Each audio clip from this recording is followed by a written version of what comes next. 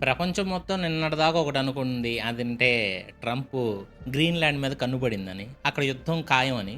కానీ నిన్న Davos meeting తర్వాత సీన్ మొత్తం మారిపోయింది. ఆ నార్త్‌లో ఉన్న గ్రీన్‌లాండ్ గురించి మాట్లాడతానే ట్రంప్ సడెన్‌గా మన ఇంటి పక్కనున్న ఇండియన్ ఓషన్ మీదకు దూకాడు.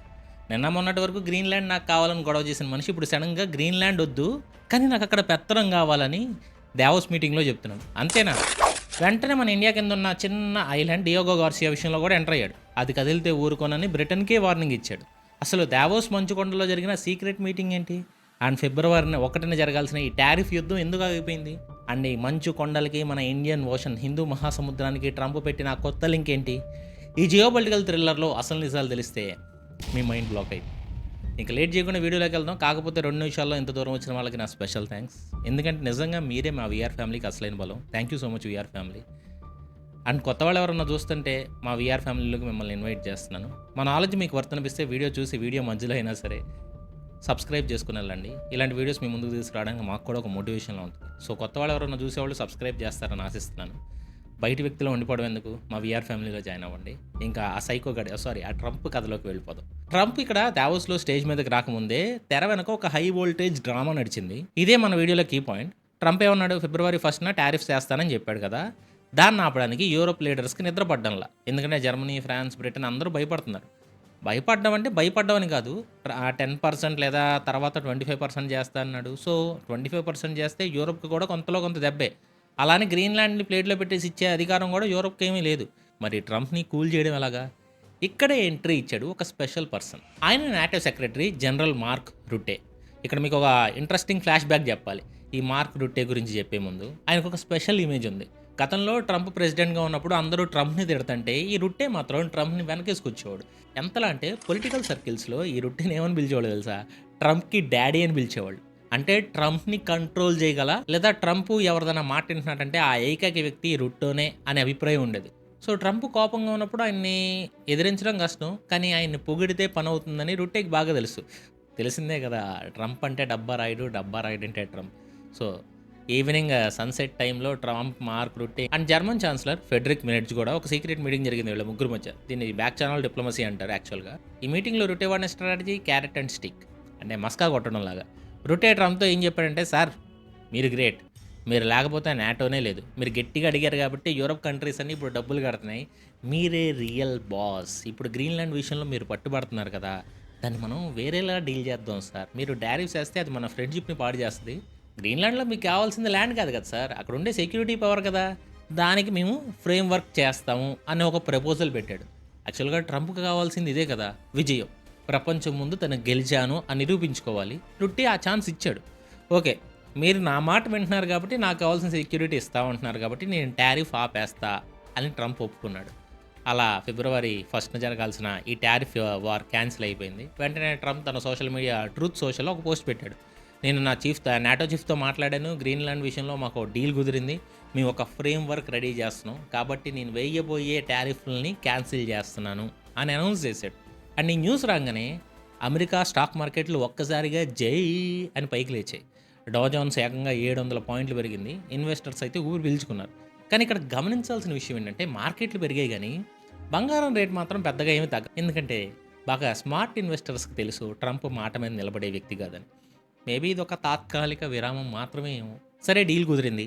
టారిఫ్‌లు ఆగిపోయాయి. అంతా హ్యాపీ అనుకుంటే మళ్ళా మీరు పొరపాట్లే పప్పులో కాలేసినట్టే.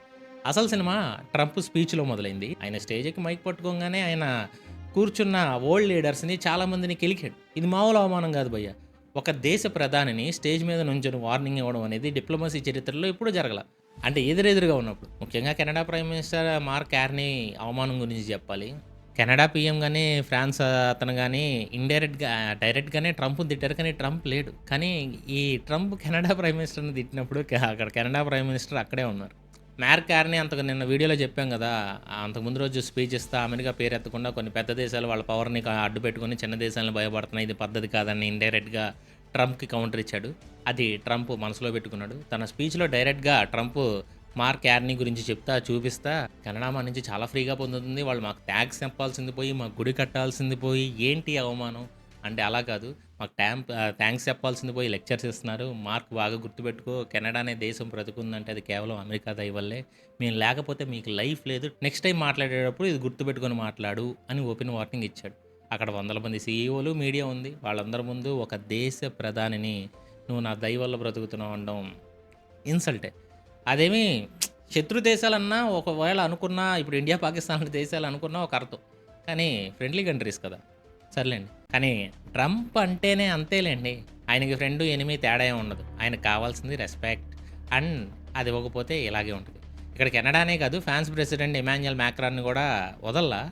మ్యాక్రాన్కి కంటికి ఏదో చిన్న దెబ్బ తగలడం వల్ల సన్ గ్లాసెస్ పెట్టుకొని వచ్చారని చెప్పాను కదా, అది చూసా ట్రంప్ మైక్లోనే. నిన్న మ్యాక్రాన్ని చూసా, ఏంటి ఆ కళ్ళద్దాలు, అసలు ఏం జరిగింది సమీ, వాట్ ద హెల్ హ్యాపెండ్ అని ఎటకారం చేశాడు. ఇక అన్నిటికంటే పెద్ద కామెడీ ఏంటంటే, ట్రంప్ గ్రీన్లాండ్కి ఐస్లాండ్కి పెద్ద తేడా తెలియలే నిన్న మీటింగ్లో. తన స్పీచ్లో గ్రీన్లాండ్ గురించి మాట్లాడతా 4 సార్లు దాన్ని ఐస్లాండ్ అని పిలిచాడు. ఐస్లాండ్ అనేది వేరే కంట్రీ, అది కూడా నాటోలో ఉంది.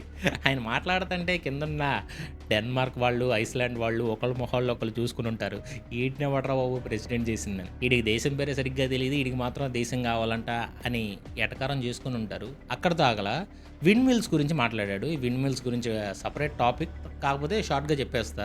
ఈ విండ్ మిల్స్ కొనేవాళ్ళు ఎవరైనా సరే వాళ్ళు వరల్డ్స్ బిగ్గెస్ట్ స్టూపిడ్స్ అని, అవి ల్యాండ్ని నాశనం చేస్తాయి, పక్షుల్ని చంపేస్తాయి, చైనా వాళ్ళు తెలివైన వాళ్ళు చెత్తనంతా తయారు చేసి మాకు అమ్ముతున్నారు ఎరిపప్పులాగా అని అనుకుంటున్నారు. వాళ్ళు ఎరిపప్పులే, కానీ వాళ్ళు మాత్రం విండ్ మిల్స్ వాడుకోరు, మనం పిచ్చోళ్ళలో కొంటున్నాం అని చెప్పి ఎన్విరాన్మెంట్ కోసం పనిచేసే వాళ్ళని ఒక మాటలో తీసి పారేశాడు. ఇలా ఒక పక్క వార్నింగ్స్, ఇంకో పక్క జోకులు, మధ్యలో ఇన్సల్ట్స్. దావోస్ మీటింగ్ని ట్రంప్ తన వన్ మ్యాన్ షోగా మార్చేశాడు. అయితే ఇక్కడ ఇంకో ట్విస్ట్ ఉంది. ట్రంప్ ఎంత హడావిడి చేసింది కేవలం గ్రీన్లాండ్ కోసమేనా అంటే, దీని వెనక బిజినెస్ ప్లాన్ ఉంది. ఆల్రెడీ చెప్పాను, కొత్త అదే పీస్ ఆఫ్ ఐస్ గురించి. స్టేజ్ ఎక్కే ముందేమన్నాడు, అదొక పీస్ ఆఫ్ ఐస్, అదొక మంచు మొక్క అన్నాడు. మరి స్టేజ్ దిగేటప్పుడు మాత్రం కాన్సెప్ట్ ఆఫ్ ఏ డీల్ అంటున్నాడు, అంటే నాకు అందులో వాటా కావాలని. దీని వెనకాల అసలు ఉద్దేశం ఏంటి? ట్రంప్ సిఎన్బిసికి ఒక ఇంటర్వ్యూ ఇచ్చారు, అందులోనే ఈ వర్డ్ వాడారు, కాన్సెప్ట్ ఆఫ్ ఏ డీల్ అని. ఇక్కడ ట్రంప్ డీల్ కుదిరిందల్లా, అగ్రిమెంట్ అయ్యిందల్లా, కేవలం ఒక కాన్సెప్ట్ మాత్రమే రెడీ అయ్యిందన్నాడు. అంటే ఏంటి ఆ కాన్సెప్ట్? అర్థమైంది భయ్య, సింపుల్ లాజిక్. గ్రీన్లాండ్ పైన మంచు ఉండదు, అది ఎవరికి అక్కర్లా. కానీ ఆ మంచు కింద రేర్ ఎర్త్ మినరల్స్, అది చాలాసార్లు చెప్పాను.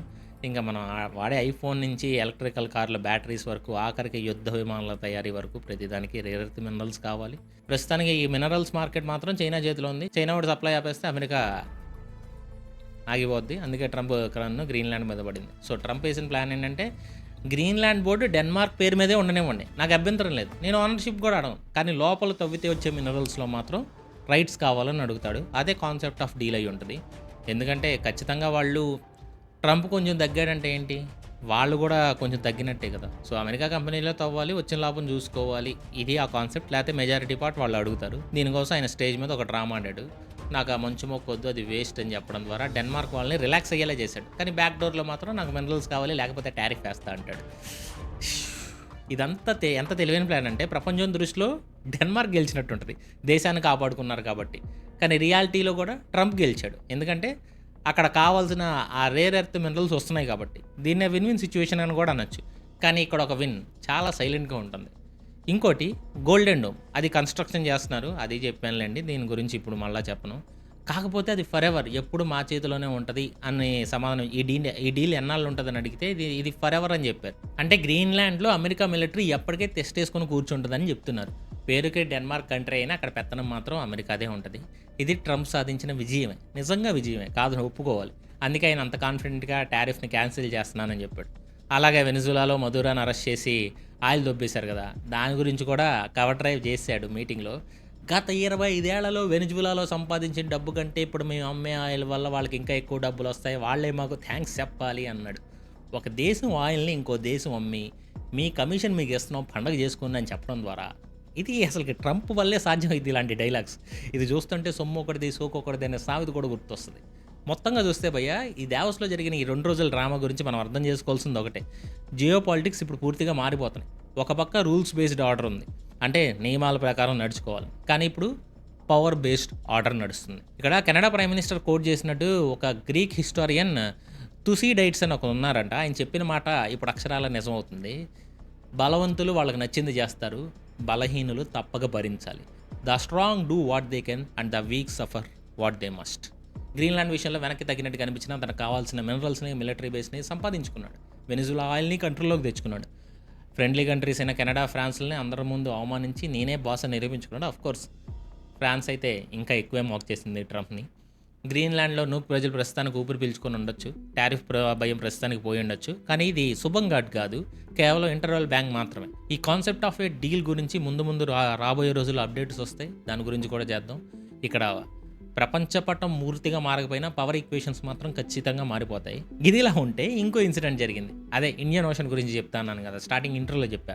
అమెరికా ప్రెసిడెంట్ డొనాల్డ్ ట్రంప్ ఇప్పుడు సడన్గా హిందూ మహాసముద్రం మీద కన్నుపడింది. నిన్న మొన్నటి వరకు మంచు కొండల గురించి మాట్లాడిన ట్రంప్ ఇప్పుడు సముద్రాల మీద పడ్డాడు. విషయం ఏంటంటే, మన ఇండియాకి సౌత్లో సముద్రం మధ్యలో ఒక చిన్న ఐలాండ్ ఉంది, దాని పేరు డియాగో గార్సియా. ఇది చూడడానికి చిన్న ఐలాండ్ లాగే ఉంటుంది, కానీ దీని విలువ వెలకట్లేనిది.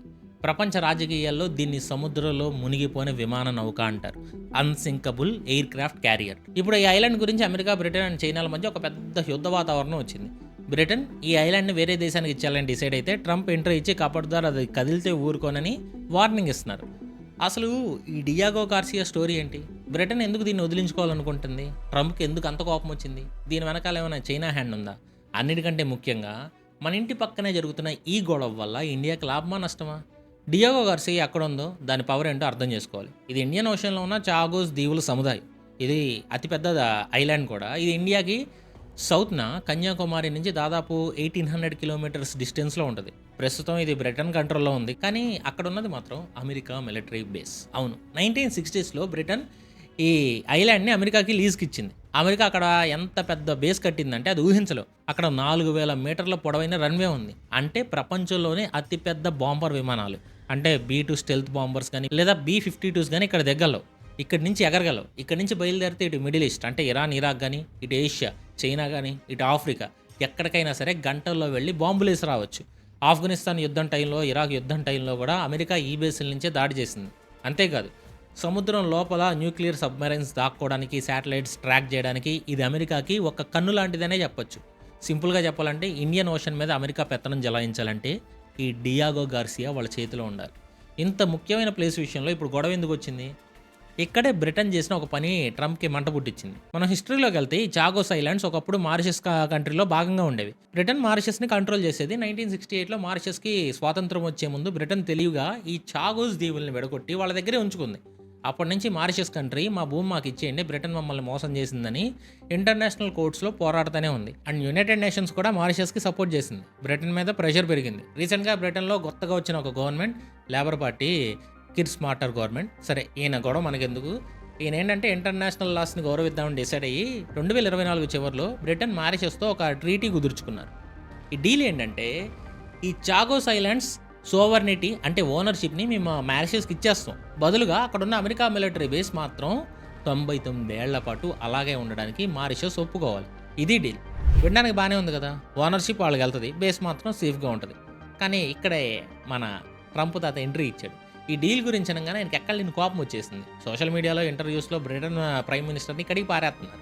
ట్రంప్ ఏమంటారంటే, మా తెలివైన మిత్రదేశం బ్రిటన్ చేతిలో ఉన్న మోస్ట్ పవర్ఫుల్ ల్యాండ్ని ఫ్రీగా ఇచ్చేసింది, ఇది చూస్తుంటే జాలేస్తుంది, ఇది టోటల్ వీక్నెస్, ఇది యాక్ట్ ఆఫ్ గ్రేట్ స్టూపిడిటీ, అంటే పరమ తెలివి తక్కువైన పని అని చాలా రూడ్గా మాట్లాడారు. ట్రంప్ పాయింట్ ఏంటంటే, మీరు పేపర్ మీద ఏదైనా రాసుకోండి, కానీ ఒకసారి దాని ఓనర్షిప్ కనుక మారిషస్ చేతికి వెళ్తే రేపు పొద్దున ఏం జరుగుతుందో ఎవరికి తెలుసు. మారిషస్ ఏమీ చిన్న కంట్రీ, చైనా వాళ్ళు డబ్బులు వెదజల్లి మారిషస్ని కొనేయగలరు. ఇప్పటికే మారిషస్లో చైనా పెట్టుబడులు బీభత్సంగా ఉన్నాయి. రేపు పొద్దున మారిషస్ గవర్నమెంట్ మారి చైనాకి సపోర్ట్గా ఉండే వాళ్ళు వస్తే వాళ్ళు అమెరికా బేస్ పక్కనే చైనా వాళ్ళకి స్పైయింగ్ చేసుకోవడానికి ఎలో కూడా చేస్తారు. అప్పుడు మా బేస్కి సెక్యూరిటీ ఏముంటుంది, మా సీక్రెట్స్ అన్ని చైనాకి తెలిసిపోతాయి కదా అనేది ట్రంప్ లాజిక్. నిజానికి 2025లో ట్రంప్కి ఈ డీల్ గురించి పెద్దగా అభ్యంతరం లేదని న్యూస్ వచ్చింది. కానీ ఇప్పుడు సీన్ మారింది. ఇప్పుడు ఆయన గ్లోబల్ డామినెన్స్ మూడ్లో ఉన్నారు. అంటే అమెరికా ఇంకా దాని ఎలైస్ యొక్క ఒక్క అంగుళం భూమిని కూడా వదులుకోకూడదు, అవసరమైతే కొత్త భూములను కూడా సంపాదించాలనేదే ట్రంప్ సిద్ధాంతం. మీకు రీసెంట్గా జరిగిన స్టోరీస్ అంటే అదే అర్థమైంది. దీన్నే ఎక్స్పర్ట్స్ డాన్రీ డాక్ట్రైన్ అంటారు. అంటే స్ట్రాటజిక్ లొకేషన్స్, చట్టాలు, రూల్స్ ముఖ్యం కాదు, పవర్ ముఖ్యం. అంటే అక్కడ మన జెండానే ఎగరాలి. ట్రంప్ ఎంత సీరియస్గా ఉన్నారంటే, బ్రిటన్ వెంటనే ఈ డీల్ని రద్దు చేసుకోవాలి, ఆ ఐలాండ్స్ బ్రిటన్ చేతిలోనే ఉండాలి, లేదా అమెరికా కంట్రోల్లోకి రావాలి తప్ప మారిషస్కి ఇవ్వడానికి వీలు లేదు అని ఇండైరెక్ట్ వార్నింగ్ ఇచ్చారు. బ్రిటన్ ఇప్పుడు ఇరకాటంలో పడింది. ఒక పక్క ఇంటర్నేషనల్ లాస్ ప్రకారం మారిషస్కి ఇవ్వాలి, లేకపోతే ప్రపంచం ముందు దోషిగా నిలబడాలి. ఇంకో పక్క ట్రంప్ మాట కాదంటే అమెరికాతో రిలేషన్స్ దెబ్బతింటాయి, ట్రేడ్ వార్ వచ్చే ఛాన్స్ కూడా ఉంది, మాట్లాడితే టారిఫ్ అంటాడు కదా. సరే, ఇప్పుడు అసలు విషయానికి వద్దాం. ఈ గొడవలో చైనా యాంగిల్ ఏంటి? ట్రంప్ ఎందుకు ఇంతలా భయపడుతున్నాడు? ఇక్కడ ఇండియన్ ఓషన్ అనేది ఇప్పుడు ప్రపంచ రాజకీయాలకు సెంటర్ పాయింట్. చైనా తన స్ట్రింగ్ ఆఫ్ పెరల్స్ అనే వ్యూహంతో ఇండియా చుట్టూ హిందూ మహాసముద్రంలో బేస్లు కడుతుంది. పాకిస్తాన్లో గ్వాదర్ పోర్టు, శ్రీలంకలో హంబన్ తోట పోర్టు అండ్ జిబౌటీలో మిలిటరీ బేస్, ఇలా చాలా చోట్ల చైనా ఎక్స్పాండ్ చేస్తుంది. ఇప్పుడు చైనా కానీ చాగోస్ ఐలాండ్స్ మీద పడింది. ఒకవేళ డియాగో గార్సియా పక్కన ఉన్న ఏదైనా చిన్న ఐలాండ్స్ లోకి చైనా యాక్సెస్ దొరికితే అది అమెరికాకి, ఇండియాకి కూడా పెద్ద తలనొప్పి. సో అమెరికా నేవీ ఇక్కడ ఎంత బలంగా ఉంటే చైనా అంత భయపడుద్ది. అదే ఇక్కడ అమెరికా వీక్ అయితే చైనా షిప్స్ విచ్చలవిడిగా తిరుగుతాయి. అందుకే ట్రంప్ నా బేస్ పక్కన చైనా వాడు ఖర్చు వేయడానికి కూడా వీల్లేదని ఫిక్స్ అయిపోయారు. బ్రిటన్ చేసుకున్న ఈ డీల్ వల్ల ది ఐలాండ్స్ ఓనర్షిప్ మ్యారిషస్ చేతికి వెళ్తే చైనా వాళ్ళు ఆ మ్యారిషస్కి అప్పులు ఇచ్చి ఆ ఐలాండ్స్లో టూరిజం పేరుతోనో రీసెర్చ్ పేరుతోనో ఎంటర్ ఇస్తారు. ఒకసారి ఎంటర్ అయ్యాక అక్కడ రాడార్స్ పెడతారు, స్పైయింగ్ చేస్తారు. అది ట్రంప్కి ఇష్టం లేదు. ఇప్పుడు మనం ఆలోచించాల్సిన విషయం ట్రంప్ గురించి కాదు, ఇండియా పరిస్థితి ఏంటి అని. ఇది ఇండియాకి ముందు నుంచి వెనక్కి ఇలాంటి సిచ్యువేషన్. మ్యారిషస్కి సపోర్ట్ ఇవ్వాలి, ఎందుకంటే హిస్టరీ పరంగా ఇండియా ఎప్పుడు మ్యారిషస్కి సపోర్ట్గానే నిలబడింది. ఐలాండ్స్ మ్యారిషస్కి చెందాలని ఇండియా యూఎన్లో ఓట్ కూడా వేసింది, ఎందుకంటే కొలోనియలిజం పోవాలని ఇండియా కోరుకుంటుంది. మ్యారిషస్ మనకి ఫ్రెండ్లీ కంట్రీ, అక్కడ మన ఇండియన్ సిటిజన్స్ కూడా ఎక్కువే ఉంటారు. రీసెంట్గా ఇండియా మ్యారిషస్కి డెవలప్మెంట్ కోసం $680 million కూడా ఇచ్చింది. ఇది నాణ్యానికి ఇంకో వైపు. ఇప్పుడు మనం నాణ్యానికి రెండో వైపు మాట్లాడదాం, అంటే మన సెక్యూరిటీ టెన్షన్ గురించి మాట్లాడదాం. ఇండియా మ్యారిషస్కి ఓనర్షిప్ కావాలి, కానీ చైనా ఎంట్రీ మాత్రం వద్దు. ఒకవేళ బ్రిటన్ వెళ్ళిపోయి ఆ గ్యాప్లో చైనా దొరికితే అది ఇండియా సేఫ్టీకే చాలా డేంజర్. అంటే మన పెరట్లో చైనా నేవీ వచ్చి కూర్చున్నట్టే లెక్క. ఇక్కడ ట్రంప్ స్టాండ్ ఇండియాకి ఇండైరెక్ట్గా హెల్ప్ అవుతుంది. ట్రంప్ ఈ డీల్ని అడ్డుకుంటే బ్రిటన్ ఆ ఐలాండ్స్ని మ్యారిషస్కి ఇవ్వడం ఆపేస్తుంది. అప్పుడు డియాగో గార్సియాలో అమెరికా పవర్ఫుల్గానే ఉంటుంది. అమెరికా అక్కడ ఉండడం వల్ల చైనా ఇండియన్ ఓషన్లో తోక జాడించలేదు. ఇప్పుడు రిలేషన్స్ బాగాలేదు, బట్ అలానే వార్ చేసుకునే సిచ్యువేషన్లో కూడా ఉన్నాం. కాబట్టి చైనానా అమెరికానా అంటే ఇద్దరిలో కొంచెం ఎవరు చెప్పలేం, ఇద్దరు దొంగమోహాలు. డిప్లొమాటిక్గా మనం మ్యారిషస్కి సపోర్ట్ చేస్తున్నా, లోపల మాత్రం ట్రంప్ ఆపితేనే మంచిదని మన డిఫెన్స్ భావించే ఛాన్స్ కూడా ఉంది. ట్రంప్ కేవలం డియాగో గార్సియా ఒకటే కాదు, ప్రపంచం మీద అమెరికా పట్టు ఎక్కడ తగ్గకూడదని డిసైడ్ అయ్యాడు. బ్రిటన్కి డబ్బులు లేకపోతే చెప్పమనండి, నేను కొంటాను, కానీ ఫ్రీగా శత్రువులకు ఛాన్స్ ఇవ్వద్దనే రేంజ్లో ఆయన థాట్స్ ఉన్నాయి. ఇప్పుడు ఏం జరుగుతుంది? Britain prime minister Keir Starmer ఇప్పుడు డైలమాలో ఉన్నారు. డీల్ మీద అయితే సైన్స్ అయిపోయాయి, కానీ ఇంకా పూర్తిగా అమలు కాలేదు. ఇప్పుడు ట్రంప్ ప్రెసిడెంట్ కదా, డీల్ క్యాన్సిల్ చేయని ఆర్డర్ వేస్తే బ్రిటన్ కాదనలేదు, ఎందుకంటే ఇప్పుడు అసలే ఆల్రెడీ టారిఫ్లు భయంలో ఉన్నారు. ఎందుకంటే బ్రిటన్కి అమెరికాతో ట్రేడ్ డీల్స్ కావాలి, ప్రొటెక్షన్ కావాలి. సో చాలా వరకు ఈ డీల్ క్యాన్సిల్ అయ్యే ఛాన్స్ కూడా ఉంది. లేదా మ్యారిషస్కి ఓనర్షిప్ ఇచ్చినా అమెరికా వీటో పవర్ ఉండేలా మార్పులు చేయొచ్చు. అంటే ఆ ఐలాండ్స్లో ఎవరిని రానివ్వాలనేది మళ్ళీ అమెరికానే డిసైడ్ చేస్తేనే కండిషన్ పెట్టచ్చు. ఇక్కడ మనం గమనించాల్సింది ఒకటే, గ్రీన్లాండ్ అయినా సరే లేదా మన ఇండియన్ ఓషన్ అయినా సరే ట్రంప్ సిద్ధాంతం ఒకటే, భూమి ఎవరిదైనా పర్లా, కానీ అక్కడ మనం పవర్ ఉండాలి లేదా అమెరికానే ఉండాలి. గ్రీన్లాండ్లో మంచి కింద మినరల్స్ కావాలి, హిందూ ఓషన్లో చైనాని అడ్డుకోవడానికి డియాగో గార్సియా కావాలి. దీనికోసం ఫ్రెండ్లీ కంట్రీస్ అయినా బ్రిటన్, డెన్మార్క్, కెనడాలను భయపెట్టడానికైనా ఆయన వెనకాడ్డు. దీన్నే ట్రంప్ పవర్ గేమ్ అని అందామా? అయితే ఫ్రెండ్స్, ఫైనల్గా ఒక మాట, ఈ గ్రీన్లాండ్, ఇండియన్ ఓషన్ దాకా ట్రంప్ ఆడుతున్న గేమ్ వల్ల రేపొద్దున ఆయిల్ రేట్లు పెరగచ్చు, స్టాక్ మార్కెట్లు పడవచ్చు, గ్లోబల్ ఎకానమీలో అన్స్టెబిలిటీ ఉండొచ్చు. దీన్ని బట్టి మనకు ఏమర్థమవుతుంది? దేశాలకే సెక్యూరిటీ లేదు, మరి సామాన్యుల పరిస్థితి ఏంటి? వరల్డ్ ఎకానమీ ఎడిపోతున్నా మన పర్సనల్ ఎకనామిక్స్ స్ట్రాంగ్గా ఉండాలి. రేపు ఏ క్రైసిస్ వచ్చినా మిమ్మల్ని, మీ ఫ్యామిలీని కాపాడేది ఆ డియాగో గార్సియా బేస్ కాదు, మీ సేవింగ్స్ అండ్ ఇన్వెస్ట్మెంట్స్ మాత్రమే. కానీ గుడ్డుగా డబ్బు దాచుకుంటే సరిపోదు, దాన్ని గ్రో చేయాలి. అదే స్టాక్ మార్కెట్. భయపడకండి, స్టాక్ మార్కెట్ అంటే టైం ఇస్తే మనీ వస్తుంది, టైం ఇవ్వకపోతే మనీ రాదు. నేర్చుకోవాలన్న కోరిక ముఖ్యం. మీకోసం తెలుగులో ఏ కన్ఫ్యూజన్ లేకుండా stock market basics 3 hours class 3 videos పెట్టాను, ఎండ్ స్క్రీన్లో ఇస్తున్నాను, క్లిక్ చేసి చూడండి. ఈ వార్ న్యూస్ని కొద్దిసేపు పక్కన పెట్టి మీ ఫైనాన్షియల్ ఫ్యూచర్ని సెట్ చేసుకోండి. మీ మనీ మేకింగ్ జర్నీని ఈరోజే స్టార్ట్ చేయండి. అండ్ లాస్ట్గా, మన పక్కనే ఉన్న డియాగో గార్సియాలో అమెరికా ఉండడం ఇండియాకి సేఫా లేక మారిషస్కి ఇవ్వడమే కరెక్టా? మీ ఒపీనియన్ ఏంటో కింద కామెంట్ సెక్షన్లో చెప్పండి, నేను కూడా తెలుసుకోవాలనుకుంటున్నాను. అండ్ కొత్త వాళ్ళు మళ్ళీ చెప్తున్నా, వీడియో గట్టిగా లైక్ చేయండి. వీఆర్ ఫ్యామిలీ లైక్ చేస్తారు, కొత్త వాళ్ళు కూడా లైక్ చేసి మీ ఫ్రెండ్స్ అండ్ ఫ్యామిలీ గ్రూప్స్లో షేర్ చేసి సబ్స్క్రైబ్ కూడా చేయండి, ఎందుకంటే సముద్రంలో ఏం జరుగుతుందో అందరికీ తెలియాలి. మరిన్ని పవర్ఫుల్ జియో పొలిటికల్ అనాలిసిస్ కోసం సబ్స్క్రైబ్ చేయడం అస్సలు మర్చిపోవద్దు. This is your VR signing of.